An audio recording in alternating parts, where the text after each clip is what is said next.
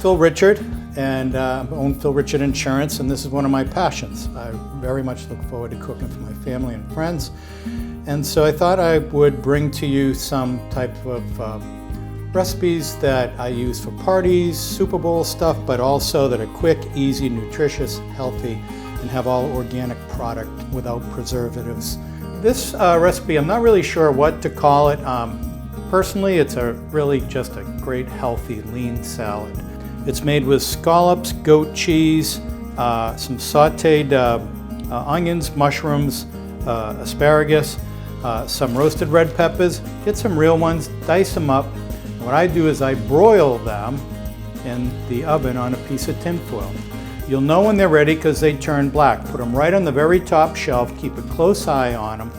And then what you do after they're nice and black, like these, which you can see I have in a plastic bag, they're like this. And then all you do, what the plastic bag does, it helps the skin just come off. So what I do is I take the skin, peel it off, it comes off pretty easily. This is kind of tart, so some might end up in your salad, but it's okay. I kind of like the charcoal part.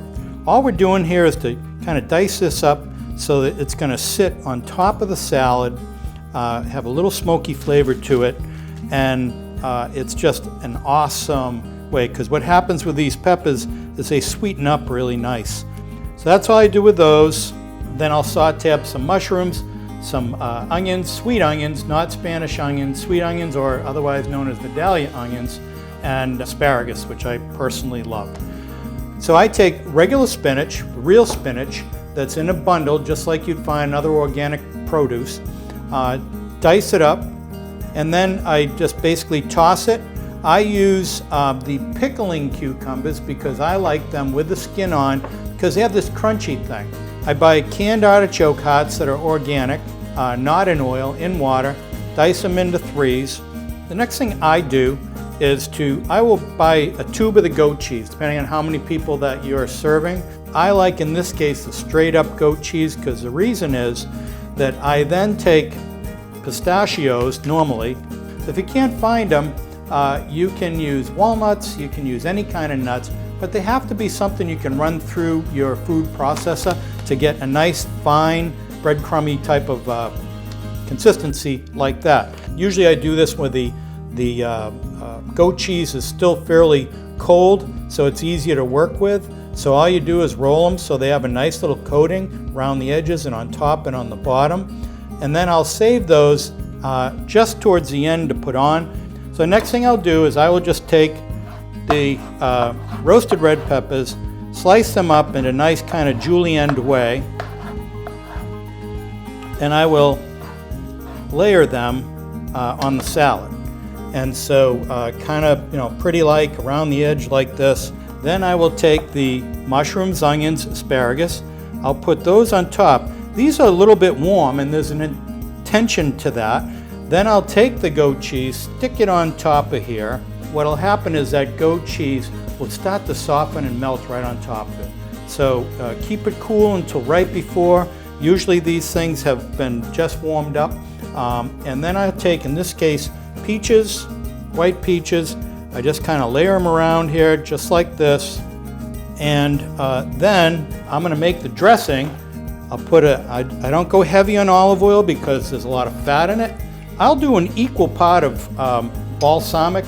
I'll put a little bit of salt in here. I like Tabasco. I'll put a dash of Tabasco in here, or two. Doesn't make it spicy, just gives it a little bit of a tang.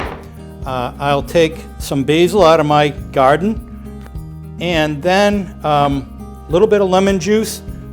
What I'll then do is I just give it a nice, just toss it up a little bit. Quite often what I'll normally do is I'll just put like a half a teaspoon of Dijon mustard in here. It gives it a nice little tang. What I'll do is I'll pour it on there right before I serve it to somebody. I'm not pouring a lot of it on. I might put a tablespoon to 2 tablespoons. Remember, it's light in fat because it's less olive oil, so it's kind of guilt-free and still healthy. This is the last step to this salad. What you want to do is to find scallops.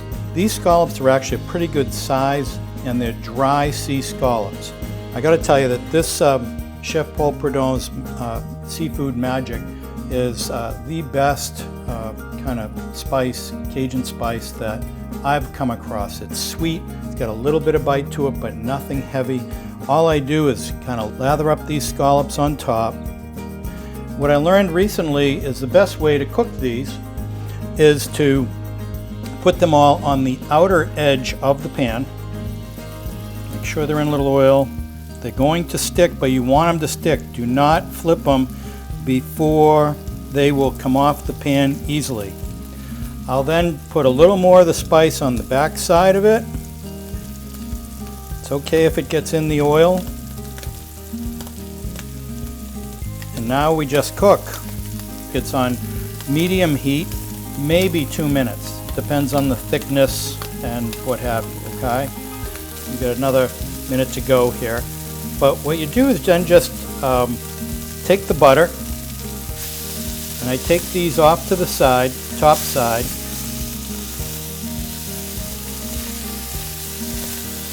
And then just tilt the pan, kind of drench the scallops with it. Scallops will absorb the butter and the spice that's still in the pan. And then put it on, and we're done.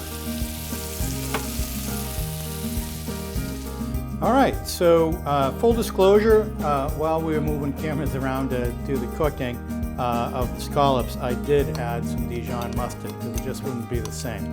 You know, it's a nice consistency, and it's perfect for drizzling.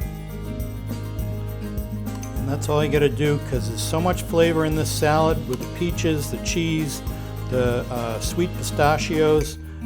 Now we're just going to put the best part on the salad. Nice presentation. Look at all the color. Tons of flavor in here. And I will take the juices and drizzle them on the scallops, across the cheese because I want it to melt a little bit. And there it is.